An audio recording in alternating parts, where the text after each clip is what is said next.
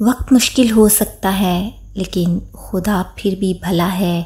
آج کا زبور امید کا پیغام ہے۔ خدا میں امید رکھو، حالات کیسے بھی ہوں۔ دوسرے لفظوں میں، جب آپ کی روح اداس ہے تو اپنی روح سے کہیں امید ہے، اور خدا پر مکمل بھروسہ اور اس کی نجات کی امید کے متلاشی رہیں۔ خداوند کی زندگی بخش پاک کلام میں سے زبور نمبر 42۔ جیسے ہرنی پانی کے نالوں کو ترستی ہے، ویسے ہی اے خدا میری روح تیرے لیے ترستی ہے۔ میری روح خدا کی، زندہ خدا کی پیاسی ہے۔ میں کب جا کر خدا کے حضور حاضر ہوں گا؟ میرے آنسو دن رات میری خوراک ہیں، جس حال کے وہ مجھ سے برابر کہتے ہیں تیرا خدا کہاں ہے؟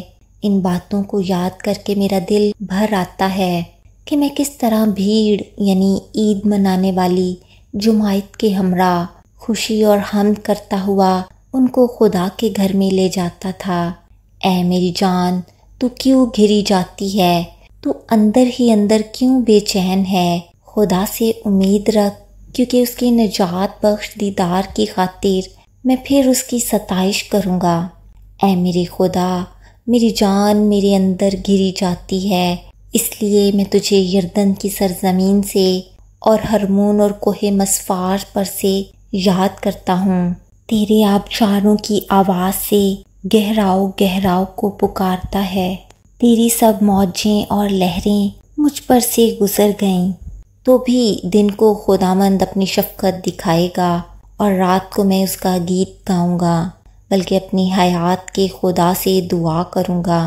میں خدا سے جو میری چٹان ہے کہوں گا، تو مجھے کیوں بھول گیا؟ میں دشمن کے ظلم کے سبب سے کیوں ماتم کرتا پھرتا ہوں؟ میرے مخالفوں کی ملامت گویا میری ہڈیوں میں تلوار ہے، کیونکہ وہ مجھ سے برابر کہتے ہیں تیرا خدا کہاں ہے؟